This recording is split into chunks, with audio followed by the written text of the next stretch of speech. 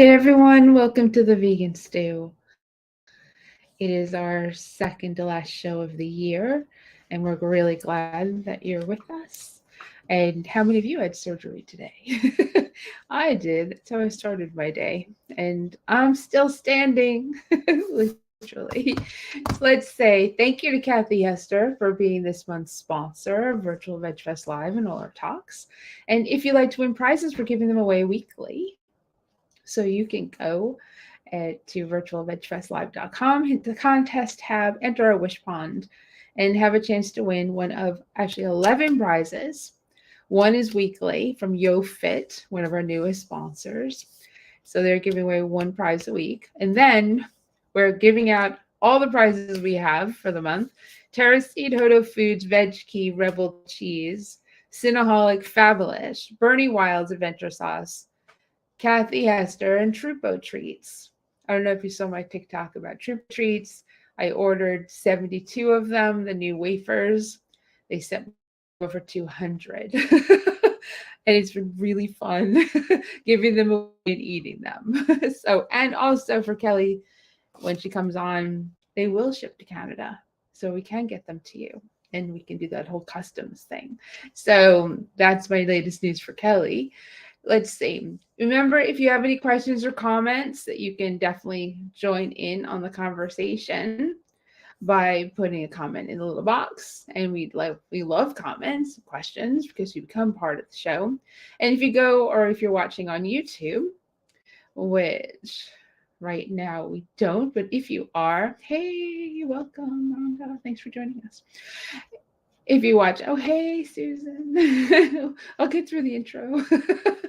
So if you're watching on YouTube, make sure to go and like and subscribe on Virtual Veg Fest and on the Vegan Stew, and hit the little notification bell so you know when we go live. Let's see. Oh, hey, there we go. Let me bring in the stew crew.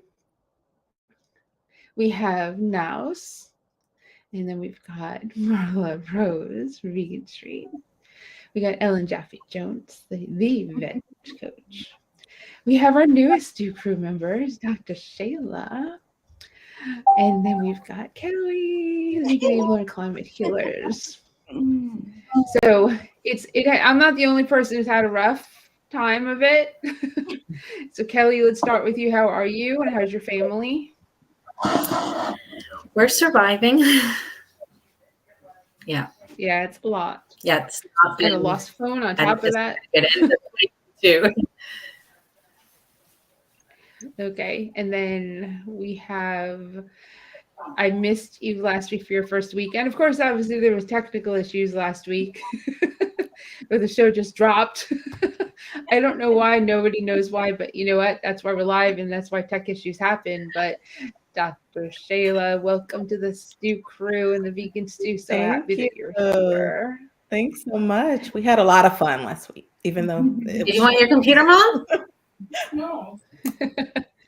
Okay, let's see. Rhonda says, great group. Good to see you all. Thank you, Rhonda. Appreciate that. And let us know where you're watching from. And then before we go further, everybody who's on the stew crew has shared what their vegan journey is. But we don't know yours, Dr. Shayla. So if you would like to share briefly what your vegan journey is, what brought you to it, that would be great. Yeah, I sure would. Yeah, so really my vegan journey was health related, which is a lot of why I do what I do now. I started developing these stomach issues a lot, and it got to a point where it seemed like no matter what I ate, I would have, a lot of pain and just GI issues. And so I went and saw my doctor. At the time I was in college, and they did everything, you name it, they did it, all the tests, all the things. Nothing really was wrong medically in terms of that. And so my gastroenterologist, because it got, beyond even just seeing my primary care, I ended up seeing a specialist. And the gastroenterologist, he said, well, all the tests are normal, so let's just try an elimination diet. And the first thing he recommended was that I eliminate dairy. And he said, just give it 2 weeks. Let's see how it goes. And so I did it. And I did. I felt just miraculously better within those 2 weeks. I wasn't like doubled over in pain. I wasn't experiencing all of those things that I had been before. And then as soon as I went back to eating those things that I definitely enjoyed, I was always a big mac and cheese and ice cream fan. So I went back to that and I'd be double over again. And so he was like, okay, well, we've got our answer. So, it was kind of like choose your adventure at that point. You got to figure this out and do what you need to do. And then I've always been a reader. So once I discovered that, I started diving more into what actually food does to our bodies. And so the more I read, I came across the China study and listened to like the whole audiobook and all of those things. So the more knowledge I gained, then, I was sold on really it's what we need to, to do to prevent and reverse chronic disease and do for our bodies. And I've seen it, work really well for me, and I've seen it work really well for my patients who have followed the plan in terms of helping them to make plant-based choices. And yeah. That's awesome. And of course, if you're following the little strolling thing on the bottom, you'll see that Essence of Health is part of our little scrolling thing. So if you're interested in learning more or having Dr. Shayla help you, you can by following along with what she does outside of the vegan stew. So I hear, Marla, we have a news article. And muted. Sorry, I was getting stage direction from my husband. He's watching elsewhere that I'm too much in shadow. So he's like, turn on your happy light, which is my seasonal effective light. I don't know, whatever. I'm turning this thing off. It's way too bright. So anyway, were we going to share the news story? Helene, I didn't hear what you. Yes. Okay. I think that would be perfect. Yeah, I mean it's not a happy story, but I'm linking to it in the sidebar, the chat. So within a week, there are really 3 tragic stories about animals in captivity dying horrific deaths, all in Europe, which is like, I think a lot of times we get this messaging that things are more, humane there, more merciful there. And there was a story written by Christopher Sebastian McJetters, who's an amazing friend and journalist. So here are the 4. I'm sorry, they're really quick. The 3 stories. So 4 chimps in Sweden got loose from their cages. I'm sorry, 7 got loose. 3 were shot by a sniper within the zoo. Apparently there wasn't enough tranquilizer or something like that. This was in Sweden. The next day, a place called Aquadome in Berlin, at the Radisson in Berlin. The tank exploded. This is a tank that held thousands of of sea life. 1,500 fish died there, and like if you look for the images, it's just really graphic and horrible. But 1,500 sea animals died in that avoidable tragedy. And the last story was in Wiltshire, England. 2 endangered baby pandas died of hypothermia at a safari park. I know, like a lot of times people differentiate between zoos and aquariums and that sort of thing. The bottom line is captivity is no place to sustain life. They live very unnatural and prematurely short lives in those kinds of environments, no matter how gussied up they are. So anyway, we're hoping that the word gets through that these are not places to support. Whether it's in the United States or anywhere in the world, these are very cruel money-making institutions, and it's not part of a modern society. So anyway, I'd like to hear if you guys have any thoughts on that or not. It's very sad. I know it's a buzzkill for starting a show, right? Well, there's one other thing I think I'd like you to share, and it's about the sanctuary where the guy was watching the goats. It was goats, right? Oh That yeah, you have the fundraiser, right. So the this is a GoFundMe. separate type of story, but it is around the idea of humans believing that we have opinion over animals and the connection to violence when that is interfered with. In Wisconsin, a local sanctuary, small local sanctuary, got the people who run it. This is a genuine sanctuary, accredited animal rescue place. They woke up in the morning and there was a goat left there, and that often happens. It's a in a farming community, people often surrender animals there without any word. Anyway, they were taking the animal in, putting him into or her into quarantine to protect the other animals. Just kind of, it is such a normal part. And I can say, just from working at an animal at a shelter for dogs and cats, people do that all the time. Drop off, like leave animals outside for people, the workers to find. Anyway, somebody, apparently the man who had left the goat there was, I don't know what was going on mentally with him, but he was very angry that he jumped the fence to the sanctuary and attacked one of the volunteers there, demanding the goat back to him, the one he had dropped off without any warning.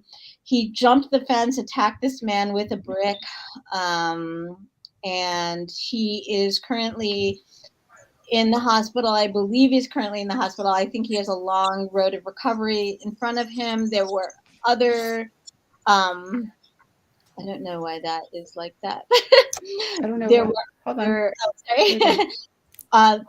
there was another volunteer who was attacked with the brick. Thankfully, a volunteer was able to get a phone very quickly, and the police showed up. The man rammed his car into a police car and ended up taking his own life. And they do have the goat still there and are planning, this will be part of their family. But I'm not sure what to say other than there is a big fundraiser going on for this man's continued care, which it sounds like he will need a lot of these, like, contusions all over his head. And I don't know what else. But if you go to, the name of the sanctuary is Tiny TINY Hooves, HOOVES. Tiny Hooves Sanctuary. You look it up on Facebook or online, you will find fundraisers for the sanctuary, which is now doesn't have one of their key volunteers, or their key volunteer, and and his care. Yeah. So If you could grab that link from your post, that'd be great. And you post it in the chat, in the comments. That'd be amazing, Marla. right, That's important. Mm-hmm. Yeah. So thank you for that. And I'm sure Kelly will be back. Yeah. So it's so we have an interesting show for you, because we want to do something before we do next week's show, which is a highlight of the year show. We wanted to let you get to know us a little bit better. Here comes Kelly. And Marla, being Veganstreet, she does this, 10 questions. And let me just show this first. This is the link you want to go to see what happened to the volunteer and to donate to the sanctuary and to his care. So please do so. So Marla came up with her 10 questions, which is what she does when she's going to interview like a vegan rock star. So a vegan superstar, vegan whatever. So we said, hey, Marla, come up with 10 questions for us. And she did. So we're not going to sit and each of us answer all 10 questions. It would be too much.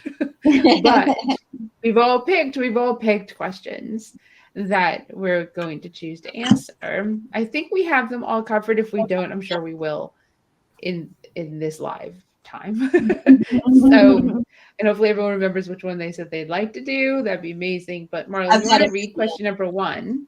Yeah, and then I think Kelly said number 1. I think I'm 2. I can't remember. And Ellen said number 1. Okay, there we go. Okay. Yeah. So first of all, just that the link that I posted in the show notes about the about in the comments. It's probably not the best link, but it's the one I could find the quickest. So yes, 10 questions. We have chosen 1, 2, 3, 4, 5, or something like that of them, and each person chose a different one. So we are going to start with Kelly. The first question that I would ask people is, I'm sorry, was it Ellen? Is we would love to hear your vegan evolution story. It's a nice short little question, but it could be complex. So we'd love to hear your evolution story. Sure. And is my volume okay? Yes. Okay.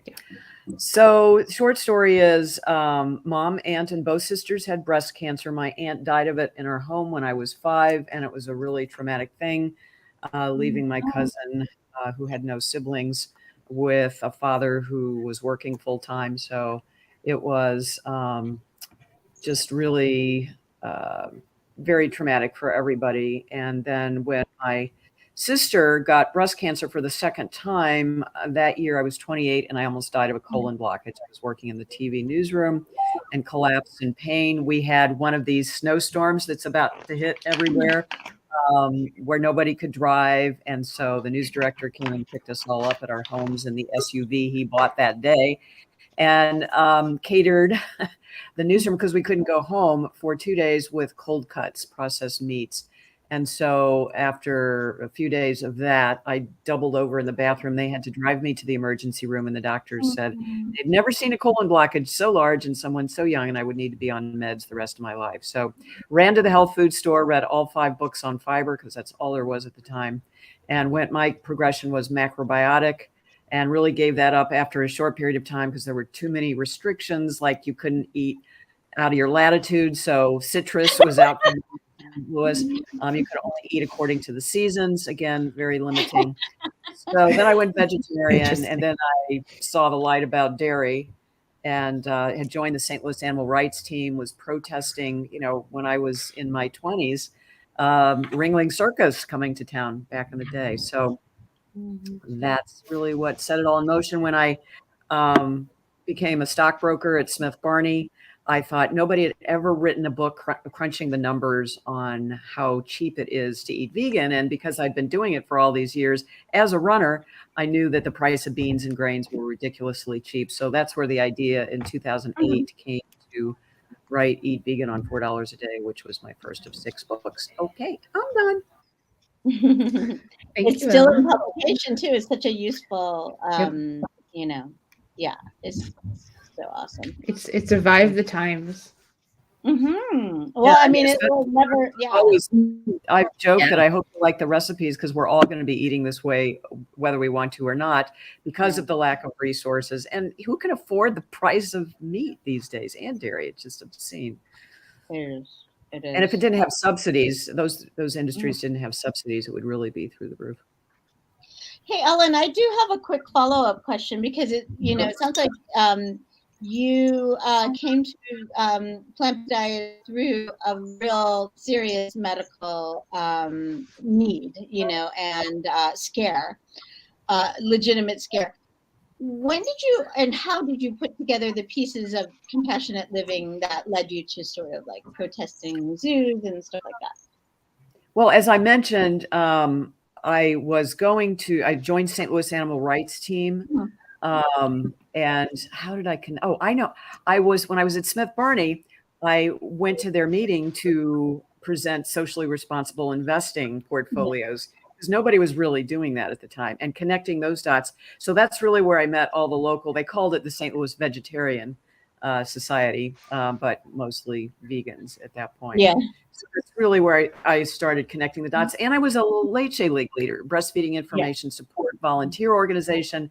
And this idea, when I first saw a video of a baby cow, a calf being ripped from its mother's breast, it's like, oh my gosh. And there would be eventually go on to be a group on Facebook called Mothers Against Dairy.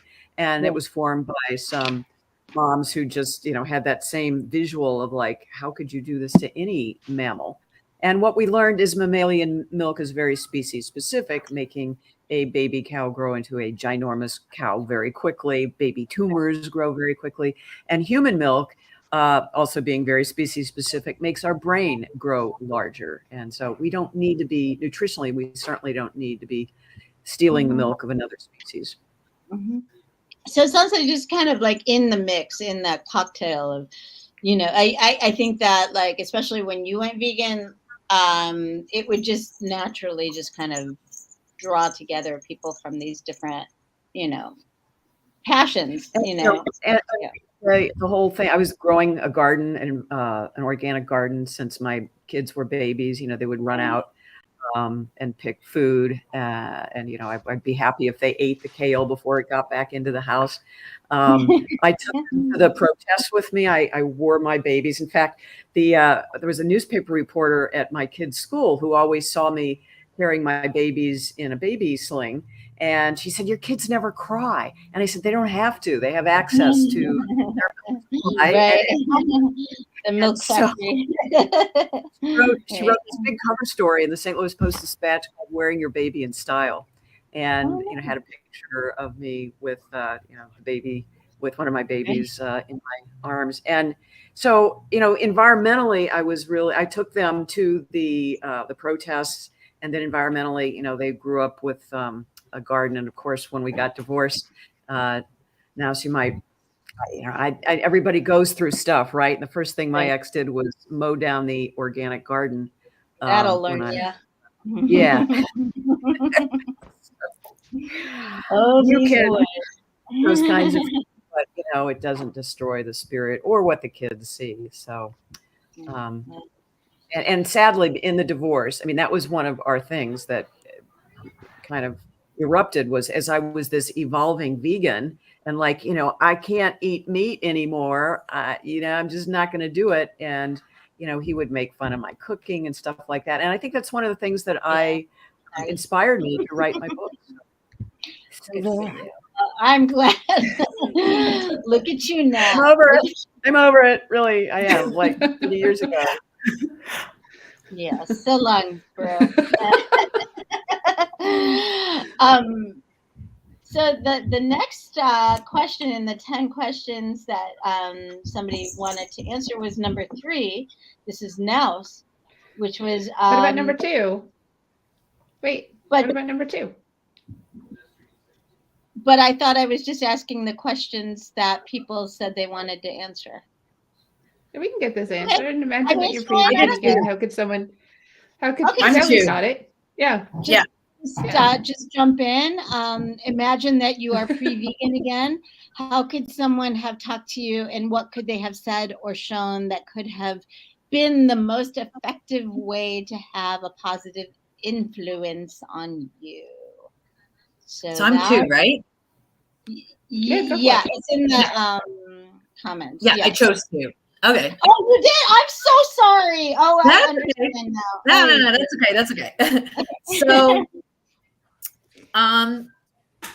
I was vegetarian like 26 years ago, and my partner at the time just came in one day and said, I'm going to be vegetarian. I went, okay. That's how easy it was. I didn't need convincing. I didn't need to be told why. It was like, oh, that makes sense. And I just became a vegetarian. And that was it. And then we separated. And then I met my current partner and got pregnant with my son and started eating meat because I thought, oh, I'm pregnant. My body needs meat. And really, I just wanted it. Trying to use my pregnancy as a reason for why I needed to stop being a vegetarian. And then started eating meat again. And then for my own personal journey, I went vegan because I saw a poster on the subway, the Why Love One But Eat the Other by the iVegan subway campaign here in Toronto. That's all it took. That's all it took for me as a mother to read a poster talking about pigs sing to their babies, and it hit me. That was it. I went, oh my God, I'm a mom. I got young kids. And that was it. And then that was my journey. Right. So for me, it definitely was the ethics, Yeah. So I think I would be personally very easily influenced to be vegan, because I always cared about animals. I always loved animals. And I, like my dad was a hunter and a fisherman, right? And I would never want to see him kill an animal or skin the animal, because it really I didn't want to see that. Even though I ate the meat, I didn't want to see that because I loved animals. So I kind of always said I'd either become that or I was destined to go vegan, right? And so I went vegan. So I just always cared about animals. So I think just drawing that comparison for me, I think I'm an easy you were person a vegan waiting to happen. Exactly. I did. Yeah, exactly. I get that. Yeah. So give me information and I will make a decision. So, so I think not like that necessarily about other things, right? It's just once the illusion has been stripped away and you can see the reality of the irrational, unfair, reality of what happens to animals. It's just you don't need to play mental tricks, to convince yourself otherwise, right? Exactly. And then when I researched who was doing that that campaign, that was Toronto Pig Save. And so I started going to vigils, and they are, if it wasn't for that, I mean, I like to think that I would still be vegan, but getting involved in my community was definitely really, really helpful. And because just feeling oh, there's tons of other people like me, right? Because when I made a decision to go vegan, it was just me. It wasn't my family. It was me. And I was like, I don't know what I'm going to eat. I don't know. Maybe I'll die. I don't know. But I'm being a vegan, right? So then going to vigils and being part of the Save movement definitely was such a positive influence on my life. It led me in the direction of cooking and coaching and trying to pass along that information to others. So yeah. I think community is I think a lot of times vegans downplay how important it is, because so many of us went vegan on our own, cold and isolated in our little caves.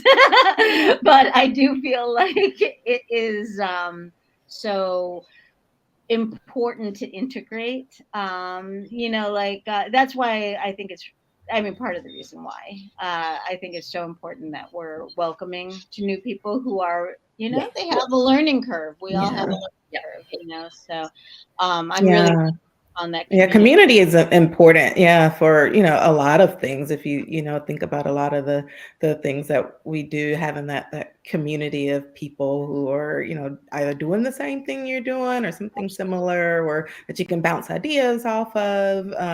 Especially Facebook nowadays, you can find a group for almost anything, whatever you like. You can find your people, right? Exactly. Exactly. I'd say the stage of where somebody is determinant on their influence. If you're ready and you're ready to move forward and do something that's change, then you'll make that change more easily. If you're still closed off, you'll stay closed off. But with every time that we speak to someone or we share something or something comes in your purview, it's a seed and it gets planted. And if you make them aware that it's a warm, welcoming place where they can come to help that seed grow, then it's more likely to sprout, and they're more likely to come to you to say, hey, can you help me with this? Because whatever that reason is. And then hopefully as leaders and influencers in our own communities and what we do, we would be open to helping them, which I know we all are, but hopefully everyone else out there is. I think we can sometimes I think there's a couple of complications with online. I mean, there's it could be a big mess. But one is that you're not necessarily knowing if a stranger online is genuine or if they're trolling you or all these other things, you know. Is this just the random silly question that a new person might have, or is this a troll trying to set me up to look stupid, or whatever it is, you know? So it can be hard. You definitely have, because Oh of your God, it's because a of nonstop Vegan Street, party. you definitely have to think about that. Yeah, I but had something like that happen to they're me not yesterday. very bright. So it's easy to tell. Um, We'll go to the third question in the chat. Yeah, the third question was the one Nels was going to cover is, what have you found to be the most effective way to communicate your message as a vegan? For example, humor, passion, images, etc. I'm really curious to hear this.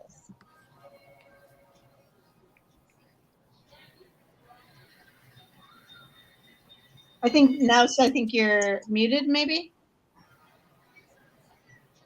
No, you're not. We can't hear you though.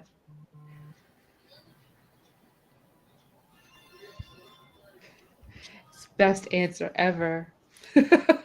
Oh, thank you. By the way, we'll wait for now. Thank you, Dana, for sharing your thoughts and feelings, especially when Kelly was going. You seem to align with how Kelly feels. So cooking food for others is yours. And now it's working on getting. Can't hear you yet. Nope. We can circle This is back. where we started. We can't. Yeah. We will circle back. The next question, I believe, let's see, was that for number 6? We'll go to number Shayla. 4. We'll do them all. Okay. We're going to do them all, Marla. What do you think are the biggest strengths of the vegan movement? So if no one said particularly, we can just throw it out there. What do you think is the biggest strengths of the vegan movement? I think Dr. Shayla said it perfectly: community. Yeah. And the biggest weakness, community. Yeah. I think that we tend to be creative people. We tend to be resourceful people. We tend, like, especially, I think a lot of us who, I don't mean to be like patting myself, but like a lot of us who went vegan back in the day before there were all these options, we just know our way around things. So I think that resourcefulness, as Dana said, compassion, you know, it feels good to do good, right? Like, I mean, it's not just for the act of kindness itself. It is, you know, it helps us to feel better as, you know, humans trying to get through this life experience, you know, to do good in the world. So I am all for that. Yeah, I agree. You know, I think like so many people nowadays just live for themselves, you know, just like constant self-gratification. And we're doing stuff for not even like non-humans, right? You know, who are, most people believe, below humans, you know. So on a moral standpoint, like, you know, which is, I think, part of why people often accuse us of being self-aggrandizing or, you know, self-righteous or whatever, because they can't comprehend doing this without, you know, without the hope of those you're doing it for thanking you personally, you know, like giving you 4 stars or whatever. I think people, like, it's like a hard thing for people to wrap their brains around, doing this for others, you know. I mean, not to say that vegans can't be self-righteous. I tend in that direction. But You know, I think it's more because we want to, we understand the urgency that we're playing with here, that this is really like the world is on fire, and you got to scream this message loud and clear so people, you know, how many messages does it take before they start to listen? 7, 13, whatever number that is. A ton. Yeah. Right. And that's part of why the question for now, you know, if we're all coming at things from all these different directions, with all these different talents, with all these different backgrounds, with all these different skill sets, that's what we have to do. There's no, like, you know, fast, easy, quick, turn these people vegan by pointing at them. Everyone responds to different things in different ways, are influenced. So I definitely think just keep bringing your talents and bringing your background and bringing your, disciplines to it, whether it means like, it doesn't have to be in a creative background. You don't have to love to cook. You can be, I know everyone from like a vegan piano tuner to like he's managed to figure out ways to make that a vegan focused occupation. Yeah, eating plant-based is one of the things you really don't have to cook to eat plant-based. I Right. tell people that all the time because they think it's, like, well, I don't know how to cook, or I don't have time to cook. It's one of the few ways of eating that you really don't have to know how to cook, Right. You can That's rice true. and beans That's and true. And lettuce, you're not and, gonna get it's not hard. Open can. Exactly. I mean, boil some pasta, boil some potatoes, microwave a Yeah. potato.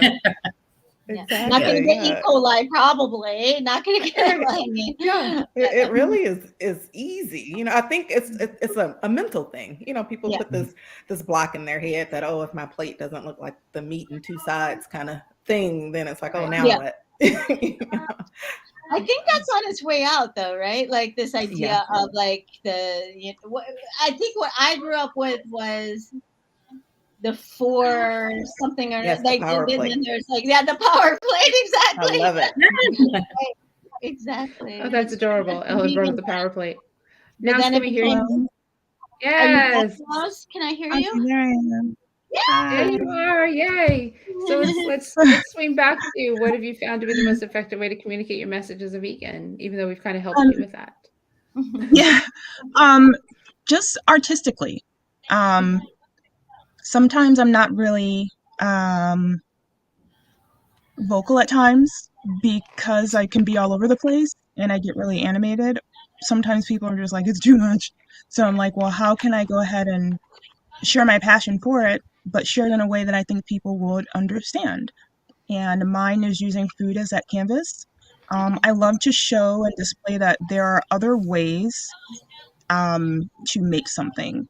I know I've talked about it before. I'm grew up in the alternative scene.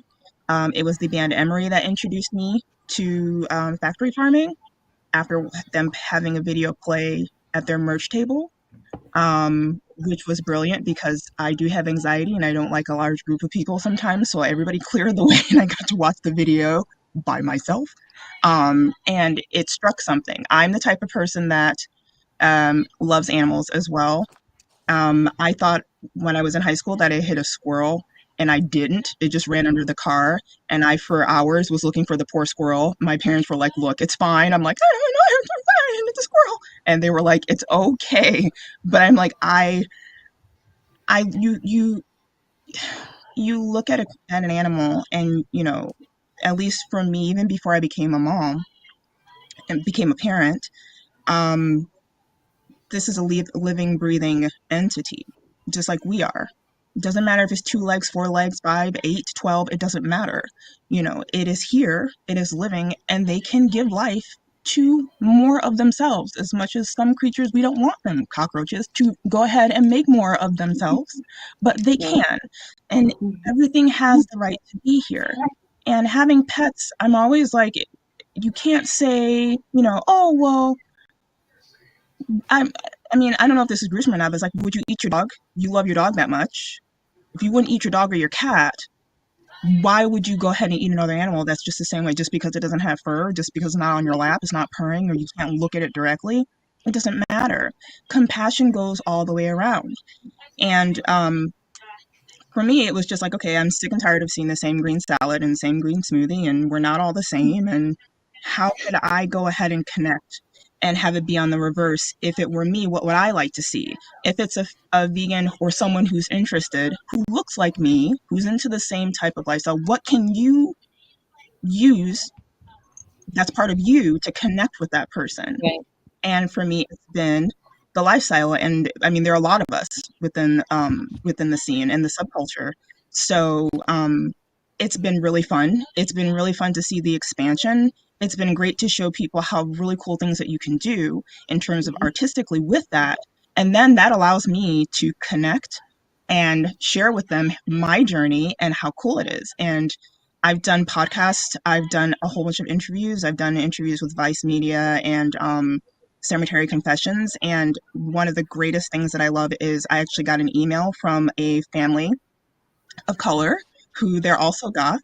And because of what they heard and connected by seeing representation, they've all gone vegan. So I was like, this is cool because it's like, first and foremost, anytime a goth of color sees each other, we're like, hey, we're just like kind of shocked and home.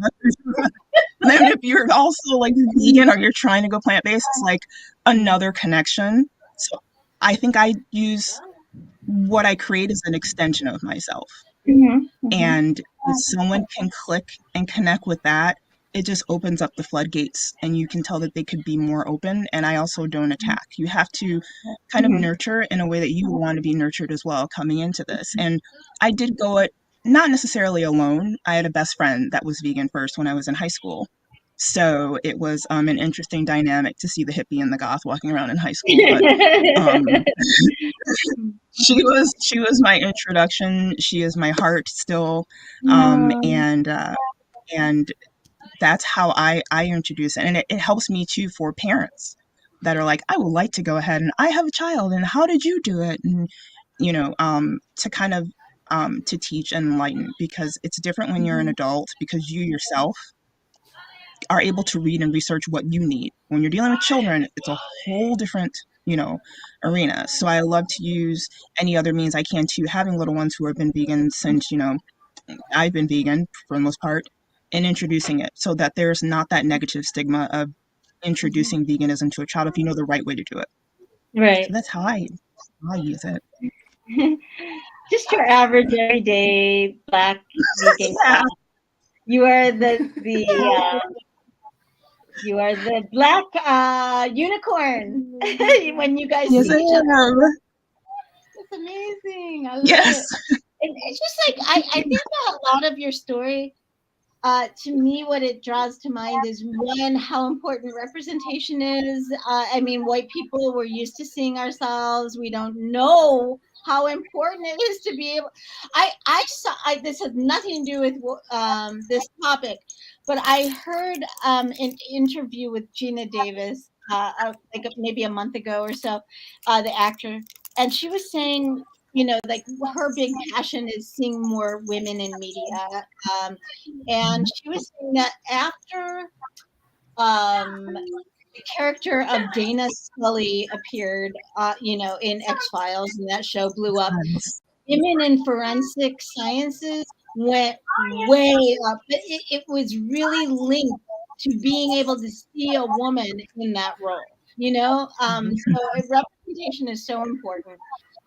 Yeah, it was a similar with Hidden Figures, Marla. I don't know if you saw that one, but yeah, Hidden Figures, and so it's based on a true story of the Black women who were behind a lot of the NASA their research and things, and so it inspired a lot of young Black girls to pursue areas of STEM, and so our pop culture and representation can have a way of being promoted for good. And just like how much more our society would be progressed if not only were people encouraged and not blocked from these careers, but also just visible. I mean, thank goodness we're in a new, but like how much more advancement we would have, if there were equal opportunity in that. So the fifth question is, I've got my answer. What do you think are I don't know the difference between saying R and R here. I knew that was going to trip me up. Our biggest hindrances to getting the word out effectively. I'll answer. Oh, well, I hear a lot of thoughts, but like one is just ego. is just like, I want to shoot this person down. I want to make them feel stupid. I want to embarrass them. Like, even if you're not consciously aware of it. The fact is, if the animals, I believe, if the animals could ask us to how to communicate with people, I mean, all going to come at it different ways, but I don't think shame would ever be involved, because it just is such a do not pass go with like, it's just like, it's such a conversation killer. The problem that we have as vegans is, it, even no matter how we communicate it, the shame response gets pressed on, even if we're being, if it can be impossible to be honest about this subject without getting people into their shame cycle. So it's a challenge, for sure. But I think that when vegans come at it from an egocentric, especially now with social media, where you can show off to all of your pals, I just like, own that guy and I trolled that one, whatever. I think if we put our egos aside and just look at it from the framework of, how can I be effectively reaching this person in a, direct, simple, compelling way, it wouldn't involve embarrassment and shame. I mean, sometimes it happens inadvertently, but that's my thought, is just people who are poor communicators. I just want to throw out, maybe overstating the obvious, that money is the thing that It is prevents us from getting the message out. Money Yeah. talks. Classism. Yeah, for sure. That's definitely true. Nels, what did you think? What hindrances? False. I want to say like false. I guess it falls back on representation. So false representation. And the reason I say, well, that can be a hindrance is you do have some that milk it. And when they get called out, all of a sudden they go where, well, I had to leave it for reasons of I couldn't get it. I adore the show Wednesday. I think that Jenny Ortega is a fantastic actress. I do have my issues with Tim Burton. We ain't gonna get into that today. But I did find an article where she said that she had to stop being vegan. She was forced to stop being vegan when she was filming in Romania. And I was like, first and foremost, there are vegans in Romania, I'm quite sure. And you are a celebrity. They will go all out for you to have what you need. That's why you fly back and forth. Something wasn't adding up. Just say you're plant-based. Just say that you're doing that and you're incorporating. Don't say that you're vegan and then all of a sudden you get caught and then you're like, well, I was forced to stop, because that doesn't make any sense. Right. If you were marginalized, or just like Ellen, you said, money, then I can see it being an issue. Or if they didn't have any resources or anything, or maybe it was scarce and things like that, we don't want you to have any health issues in terms of eating once a day or once, while you're filming there for months. Got it. But you're rich. If Netflix is going to fly you over there, they will fly you some vegan food. You have no excuse. So there'll be a that personal right there chef. is it. Yeah, false faces, wrong representation. That's what can be a hindrance. Right. I think it's like, it's not like this was some little fly-by-night production. Helene and Kelly, did you have thoughts about that? Or did you want to just move on to the next question? I was going to say, like, just media's reluctancy to talk about veganism, or if we even manage to get into media, it's either false information, it's the vegan, the child who died from a vegan parent or some extreme thing, or the vegan who died climbing Mount Everest, right? They paint it a vegan lifestyle in a negative way, and they never compare it to a non-vegan lifestyle, so I think media is a big one. And then I was just thinking misinformation amongst our community. Yes. If you hear something and then from one person and you talk to another vegan, they say something else, they're going to go, well, you guys don't even know your information. Why would I go vegan? Because you're telling me one thing, so I think that's another one as well. That's so true. And that's why I also get aggravated when people heap on other food avoidances to vegan things. It's like, have There's your just diet. assholes. What's that? Just assholes in the vegan community. Oh, I mean, just They're in just every just community. like any. I have never like met every, a right. one. I mean, Just- as of last night, I compared some vegan people to MAGA and Trumpsters. The people who speak the loudest or scream the loudest tend to be the ones that are most heard, even though they're the minority. And the problem is we're also afraid to stand up to the bullies because of what they may do to us. Meanwhile, they're already doing it. And somehow, some way, we need to figure out how to stop it. And you know what? The outside people, hindrance to getting the word out effectively, the outside people are going to look at that and go, why do I want to be associated with you? Mhm. Healthy people look at Trumpsters and MAGA and go, why do I want to be associated with you? You're a cult. Well, there are pieces of veganism that come off cult-like as well because of the attitudes, behaviors, the words, what's being done. And you go, why would I want to be a part of that? Now, it's not everyone, of course, and the point of this to make it so that people know that it's not everybody. But the loudest voices tend to be the most negative, and we really need to do something to make our voices louder. We really, really, really need to. I also think that that's a product of social media and algorithms and all of that stuff is the more extreme views and the more like, flamboyantly, anti, just like militantly mean messages get the most attention. It's like if you're out there trying, with a nuanced, calm, it's just like people don't listen. You need to be screaming in people's faces to get them to be heard. well, it comes I'm down really to starting to think that's what we need to do. Go ahead, Ellen.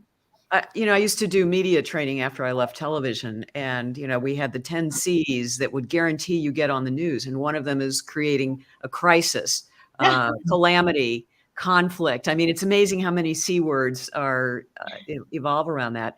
But just a quick story. I was sitting on a plane about 10 years ago next to a guy who owned 6 broadcast stations, and I was sharing him. I had this book coming out. He said, so what do you want to do? Be somebody on the Food Network, or would you like to be syndicated in my broadcast network? And I said, either will do. So I sent him a proposal. The short story is a month later, he got back to me and he said, my angels wouldn't have it. Translation is it's the advertising dollars that he would lose advertising if somebody like me were to come on and do cooking shows. I mean, I think that's changed fortunately a little bit now, but it still is so hard to break into the mainstream. So hard.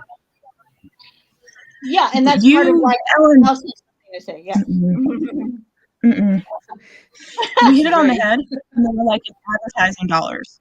Because I was approached twice for Food Network for their Halloween specials, for their baking competitions, but I was too much. I repeat, I was too much visually for their audience. I do, and I am working on it. Because they took the person who has tattoos on their arms, and that's edgy enough. Yeah, but it's like if you like Kat Von D gets all this, you know what I mean? Like, well, don't speak of that one. I think you being black is the too much part, Okay, everybody I'm sorry. If you're doing a Halloween show, everybody's too happy. If you're gonna bring on Elvira as a guest, I'm sure I fit in perfectly. So it doesn't make any sense. But something else that was said too is we are our own worst enemies. The MAGA, Helene. My friend said it. He was like, vegandelicals. And I was like, put it on a shirt. I will wear it. I've been called that. Get over it. Whatever. Yes, because we are our own undoing. We will attack. And so the newer ones that want to come in that are normally teenagers or young adults, the first thing, you're not alkaline enough. Soy is bad. Oh my God, Dr. Sabi. It's like you're deterring. You're hurting the cause. Is it for you or is it for what we're all doing this for? Sure. And I think that sometimes the closest someone gets to going vegan but is not quite there, the more the vegans hate them. So it's like McDonald's, Burger King can come out with some new whatever the fuck vegan or plant-based thing, and vegans will shout it from the roofs, oh my God! But the vegans find out that somebody who owns a vegan restaurant occasionally eats honey on his own, oh, forget it. He's eviscerated. He Mhm. is communicated. He is gone. But like Yeah. I feel like Mhm. that sense of proportion is so overblown. But I also feel like our responsibility is to not elevate those voices of extreme Yes. hate and like look at me, look at me vibe. Mhm. Like it's really contingent on us to not fall for that. Like that's the whole like 5, 10 years ago, everyone was all about the banana girl, banana girl, banana girl, and she was just like repeating Oh, so really? much nonsense that was totally anti-science. She was a pre. I'm like a Gotta keep this moving. anyway. Let's move on. Oh, the vegan Dana's teacher. friend's elevator Just have pitch to is throw it hard out for me to there. think of. And they got pictures. First floor. The vegan teacher. It's She's just the other hard for me one. to think of. As if different pitches will hit home with different people and just keep us flowing. For some of it, it's Yeah. about animals, others about health, etc. So Dana moved on to our next question before we did, Yeah. which is the elevator pitch. Did somebody say they wanted to do this? If someone Yeah, has this is have going their to be really my brief my elevator question, pitch. and honestly, we've already touched a lot on it because my position is always about health, from my perspective and what I do, and really, just even the conversation we just had, it touches on the fact that I really rarely even use the term vegan, especially when I'm talking to patients or clients. I use the term plant-based Right. because there's so many other connotations that go with vegan. And my whole goal really is for folks to get more plants on their plate so that we can prevent and reverse these preventable chronic diseases. And so, that can look like a number of things. And it's not, and I always try to break it down for people, that vegan is a whole lifestyle. It's more than just what you're putting on your plate for a lot of people who are vegan. And so, in terms of my elevator pitch, mine's really is for health because, there are things that we suffer from a lot. Heart disease and heart attacks is still the number one killer in America. And studies have shown time and time again that putting more plants on your plate can actually reverse cardiovascular disease. And so it's just something that we should be doing and doing more of. That is awesome. And I hope that people don't feel like I think, or that any of us think that it should always just come from this, the basis of compassion. I think that like a lot of people come through different doors. My husband came through the door of environmentalism, a rare person who's vegan today. But like, I do feel like what you're doing, Dr. Shayla, is incredibly important and also just exactly what you should be doing. You know what I mean? Like, I mean, you should be talking to people the way that you are. You should be meeting them in, like, you're not going to go at them about zoos and rodeos. Right. Like, Yeah. That'll come later when they, join the vegan society. Oh no, don't say that. Or not. That's awesome. So Yeah. I'm putting question 7 up. Okay, number 7 is, anyone who wants to answer this, feel free. Who are the people and what are the books, films, websites, and organizations that have had the greatest influence on your veganism and your continuing evolution? The first book, I'll dive in that one. The first book that I actually followed was Happy Herbivore. I don't know if you all are familiar with Lindsay Nixon, Happy Herbivore. Oh, yeah, good book, right? Like, yeah. So she's the one with the so she's the one that she does a lot with like elephant sanctuaries and stuff, but really her recipes are super easy to follow. And it's one of those things, like we talked about, where people, are dissuade a lot of times because they say, oh, it's too hard, I don't want to cook, it's too much to do. And I liked hers because most of the recipes are like 4 ingredients or so and could be cooked in 30 minutes or less. Busy mom, whatever, I didn't have time to do a whole lot. And so so her books, Happy Herbivore, is really the kind of the first that I was really drawn to. Fabulous. Earthlings. Earthling. Cowspiracy. Mhm. Cowspiracy was the first one. Then I watched Earthlings. I mean, I can't say that well, I don't know if I want to say that she was, well, you know what? No, I'll include her because she kind of, in my raw vegan, in my raw vegan journey, Christina. Fully raw Oh, Christina, fully- when I fully started raw. being raw vegan. Yeah, she was. Then Right. I kind of noticed some other things and I stopped following her. But Right. I will give her that. Like, she was a catalyst for that one. Then I started doing more research myself and then just creating myself and didn't necessarily have to, watch her videos. But those were kind of the three, I guess I would say, media. But it really was my friend that was big in high school. It was that one soy cast drink. That's it. That did it for me. And her kind of showing that, you don't need it from animals. And that did it. And then finding magazines and then finding a lot of Nigerian vegans, finding more color, and just finding ones that didn't come off, ones that were relatable. I guess I would say that. You don't have to be necessarily the same aesthetic, just relatable. And Right. health, of course, too, especially Dr. Shayla, because I don't know if you're familiar with the NEMCheck protocol. No, not familiar with that Um, one. yeah. It's great because it just got me to start reading more about the benefits of particular nutrition for brain health, the gut and the brain being connected. And having two little ones that are at ADHD, I have ADHD myself. I would never put something in their body like that. And it's great to see what it is. And it's all about food, what you're pulling away. Like I said, they've been off of dairy. I mean, they've never had any dairy, never any meat products. So reading that book, following with other doctors that are in plant-based or vegan, the vegan lifestyle, it's been incredible to just read and continually educate myself, because just because you're vegan doesn't know you know everything. It's still a journey every day. So yeah. Yeah, I I met think I a do know guy when I everything was then. 18.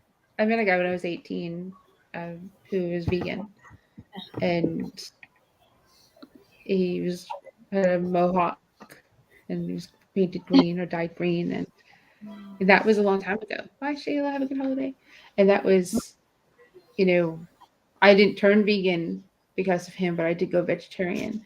But I also understood what was happening with PETA. So I was an interesting vegetarian in the sense that I was cruelty free and I understood animal rights and just kind of started my journey that way. So I think for a lot of us, another human is a big part of our journeys into however we got to wherever we got or whatever that is. So I'm going to keep us moving so we're not Yeah. here all night. On another- And Susan said forks over knives. So question number 8 is burnout is so common among vegans. What do you do to unwind, recharge, and inspire yourself?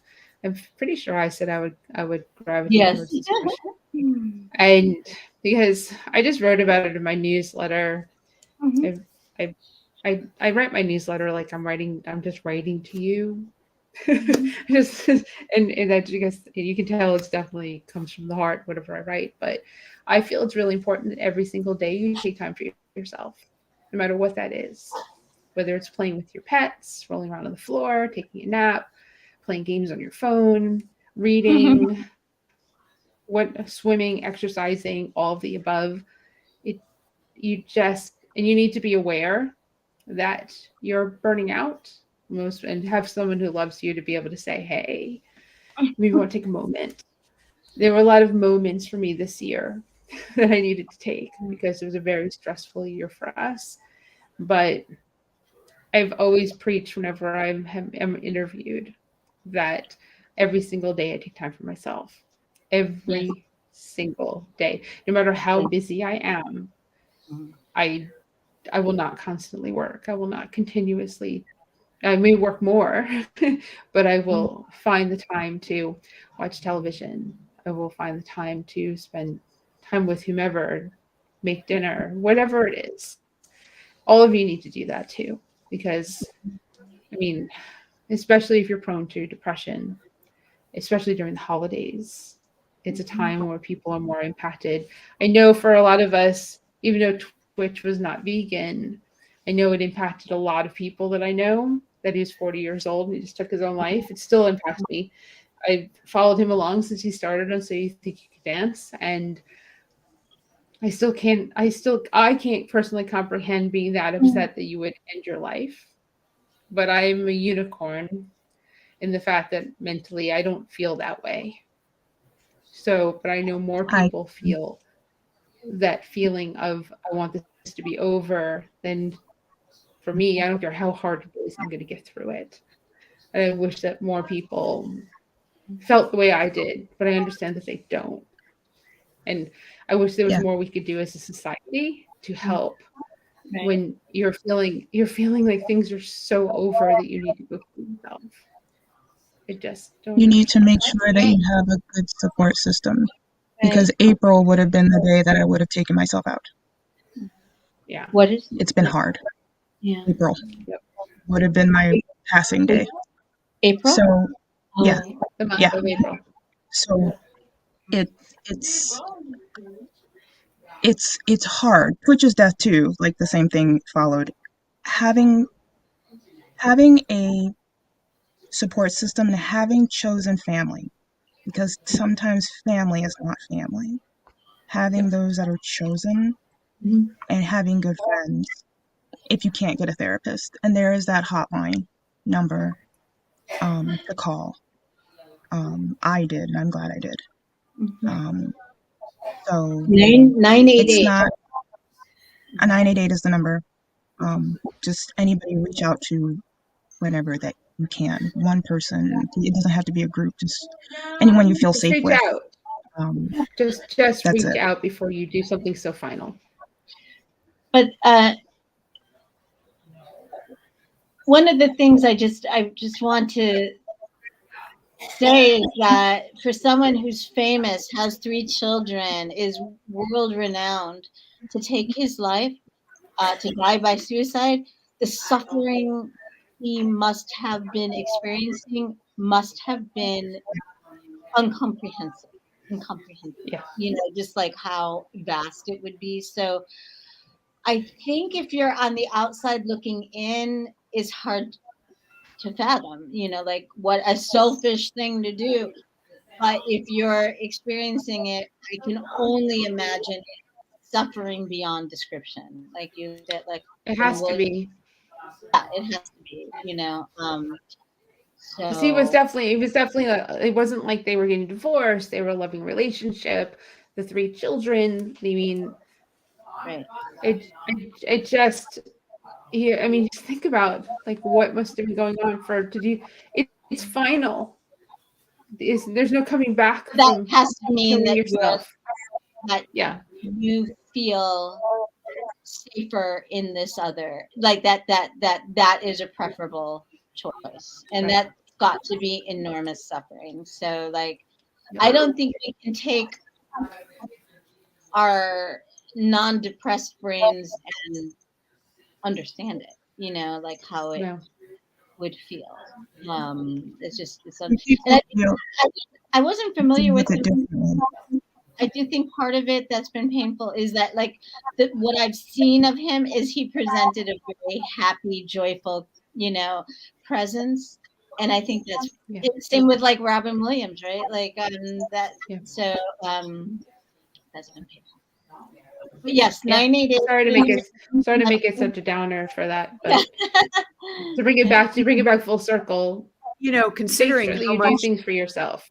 how much That helps. vegans see, it's Yeah. kind of amazing that there isn't more suicide in the vegan universe. I knew there was one guy a few years ago took his life, whose name escapes me at the moment, but got a lot of publicity, you know, within the movement. It was just such a shocker. But that's really the only person I know. And, you know, I'm probably missing somebody in the vegan world.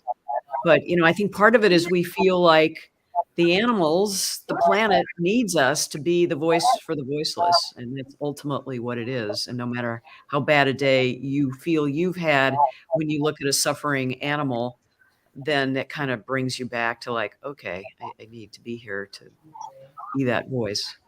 Right. Well, Right. On a happy note on that, in terms of how to unwind, my children like to watch like choreo videos, and they try so hard to do what they see. So all you see these lanky little limbs. So that makes me laugh when I need to unwind or marvel because I'm a big geek. So it helps me to unwind. So important. It's like one of the little things I have done in my own life is to have a list of things that I like. I don't struggle with depression, anxiety. Anxiety is my boo. Anxiety keeps me warm and cozy in its embrace. But never far away. But one of the things I do is I keep a list on my desktop of things that make me feel better, whether it's thrifting, whether it's calling this or that friend, whether it's visiting the hometown where I grew up and taking a walk. You know, winter is really hard for me because walking, at least 4 to 5 miles a day is part of how I manage anxiety. So anyway, I think that keeping a list of your tried and true things that will get you out of a slump is a good idea. And for me, daily yoga, to Lean's point, spending time by myself is non-negotiable. I was just gonna. Good, Kelly. I was going to quickly add, I love thrifting too, and I actually do activism when I go to the thrift store. I'll go to the book section and I'll go to the cookbooks, and if there's any vegan cookbooks, I put them right on display. So when you go, so they're just right all there. Yeah. And then I take a picture and I'll post it on Facebook. Yes! But yeah, right. Hide the bad ones. It's a fun way to do activism, right? Absolutely, every little thing we can do. Yeah. Number 9 is, what is the issue nearest and dearest to your heart that you would like others to know more about? It's hard to say because we're all vegan, right? It's like veganism. Bat World Sanctuary. That World Sanctuary. That's like one of my passions. Bat World Sanctuary. I love that. That I have been very, very much vocal and supportive, because unfortunately, we as vegans have a tendency to forget those animals and how vital they are to the ecosystem and how important that they are. And they are getting captured and bagged and drowned and set on fire and things like that because people fail to understand them. Not every single bat in the United States is going to suck your blood. They are mostly fruit bats, and they're crucial to the ecosystem here. And they are the sweetest, they are the cutest little sky puppies ever. And I think that I support them. I support I have a tendency to go towards a lot of besides the standard ones like your farm sanctuaries, which I always support, but most of the ones that are shelters or sanctuaries for animals that are owls, bats, snakes, reptiles, things like that are abused, that deserve the same love and the same effort to be taken care of and acknowledged and rehomed or put back into their natural environment and protected, because some of them are endangered species, and without them it throws off. You can't say, oh, without it wouldn't matter. No, as soon as we have it go down to one is gone, it throws off everything. So that's the cause, the particular sanctuary that I want more people to research and speak of. They will be one of the ones that I'm supporting for BossFest. The ticket sales percentage are going to go towards, and they're the sweetest people ever. And they're a really, really great cause. And you can adopt a bat too. Adopted one. I fucking love bats, man. I love bats. Honestly, it's a good thing it's 7:16 because I could go off for a ball. But I am like such a flying fox freak. They are fucking enormous. They're like 8 feet wide. They're giant black umbrellas flying through the sky. I just love bats. I fucking love bats. Anyway, go on. To get away from bats and flying foxes and stuff, and the issue nearest to my heart is all our vendors that we have at our festival. What did you say? What did you say? An issue nearest to my heart is all our vendors at our festivals, and that we couldn't survive without our vendors, and the vendors need the festivals to have some place to go to sell and do their thing, and they are family to us, and they are made to feel like family, and it becomes difficult when you work with other people who don't understand that. Yes. And they want to continue to treat the vendors just like, I don't even know why you would ever treat vendors in a non like amazing way, but it seems that we're unicorns in that sense too. And the way we treat the people that we work with or come to work with us is pretty darn special. And we pride ourselves on that, and we will go above and beyond, because to me that's what you're supposed to do when you're putting your livelihood in our hands for your success. Well, I feel the exact in reverse. My success is in their hands as well. So it's, and it obviously was a big part, a huge part of our year and our upcoming year.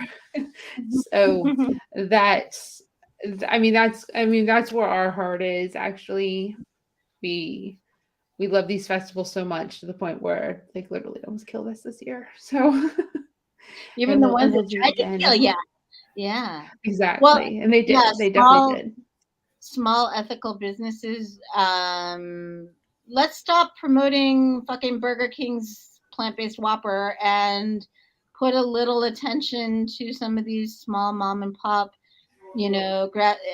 just businesses that are trying. And let's, like, if we gave a fraction of the attention we give to these big monolithic corporations, that would be amazing. So yes, thank you, Ellen. Yeah, so shop small. Yeah, exactly. Ellen and Kelly, did you want to share your nearest and dearest issue? And if not, we could also move on to number 10. I would just say, my life's work has been trying to find an angle, call it marketing or whatever, that people would be, yeah, that'll make me go vegan. It was like somebody at the Miami Book Fair walked by my table, did like a double take and goes, I don't know about vegan, but you had me at $4 a day. So, just finding whatever, by hook or by crook. I will not use the word hook because that really refers to catching a fish. Not necessarily. A vegan carrot, just something that rings true, that is meaningful, because, people ultimately are kind of self-focused. Yes. And, they care about saving money. They care about not creating waves if they go to a family event or event where not everybody is vegan. Those are the kinds of messages that I've tried to get out there and really see, it's sort of like sales. It's overcoming objections. So there's no excuse left on the planet after I'm done with you. Exactly. Kelly, how about you? Did you want to answer that, or should we move on to 10? Either way is good. I think for me, probably this year, just because we experienced food insecurity in our home and have had to go to food banks, seeing just how unhealthy of food that they're giving to people who are food insecure, it's just made me really want to do something. Like when I'm in a position to do something, I just really want to do something, right? Because it's sad, because the majority of people that go to these places tend to be people of color, so we know the I can't think of the movie that Keegan and not Cutthroat. They're trying to kill us. They're trying to kill us. Mm-hmm. Right? Like, it's so true, right? It's so true about how, they're trying to make the BIPOC community sick, right? And now seeing that firsthand is just it really makes me want to do something more. Like, how can we get nutritious plant-based food to people whenever they need it for free? And I work with climate healers, and food healers is a sort of a section of climate healers. And Dr. Rao's vision is, to have healthy plant-based food available for people for free, right? And so I'm becoming much more passionate about that as I see, as I see that side. Uh-huh. Well, I'm really sorry that you guys had that experience, but you are going to take that insider view and make the world a better place because of it. Like, we can intellectualize, but unless you've kind of gotten into proximity with it, you don't really know the full scope of it. So you're gonna, but yeah, that's amazing. Okay, so the 10th question. It's now 10:00 p.m. No, just kidding. Close. It's almost. Please finish this sentence. To me, being vegan is ellipses. Ellen? My legacy. Oh, I love that. It sure is too. Kelly? The best decision next to my children that I ever made in my life. Marla? I'm mad at Kelly for taking that out of my brain. Yeah, I was going to say, other than deciding to date the nice guy who didn't play mind games, it was the best decision I ever made. Now, Them. To me, being vegan is these two. You guys say hi. They're the future, and I'm doing it for them. Hi. That's that one, and the other one who just decided to run off. But they're my they're my reason. They're my reason for being vegan. They're my reasons. That's and awesome. I'll continue. Yeah, And my to me, legacy. being vegan is love. Yeah. And you can't define love, but this is part of it. We What are else, Stu Crew? We did it. a We lot did of it. So everyone think about your favorite, whatever happened, good, bad, indifferent, whatever you want to do for the year, for next week, so that we can share that. If I have the time, I might actually have the time. If you send me from where, I might even be able to go get some clips and play some clips next week. I might actually be able to do that. So just send me what was your favorite, and we'll see if we can have some fun or some highlight reel. I'll try to see what I can put together if I have the motivation. I don't have a lot of motivation towards the end of the year. I don't want to do anything. So, but I did a lot. It's time to not do anything. And it seems like I'm going to be okay from the surgery because I'm standing here. Granted, I'm bleeding, but I'm good. Not talking to your ghost. We're talking to Helene's ghost right now. Right. It's like, wow, I can't believe they were like really doubtful I'd be able to do this tonight. And I'm so glad that I was able to. So Me too. let me close out the show. Yeah, Ellen's thinking, it's because you're vegan. So let me close out the show. Bye, Ellen. Bye, Marla. Bye, Kelly. Bye, Nows. And to all of you, thank you for sticking with us for our 10 questions and for, Veganstreet coming up with that idea or concept of having 10 questions. And of course, we want to wish you a wonderful holiday, whatever holiday that is, if you celebrate or not. Maybe it's a day off, maybe it's not a day off, because Christmas is literally just another day that you can celebrate any time of year if you so choose. So just do whatever is good for you, and hopefully you'll be around people that love you and care about you. And if you're not, call someone and tell them you love them and care about them, because that's important too, because you never know what words will make a difference in somebody's day.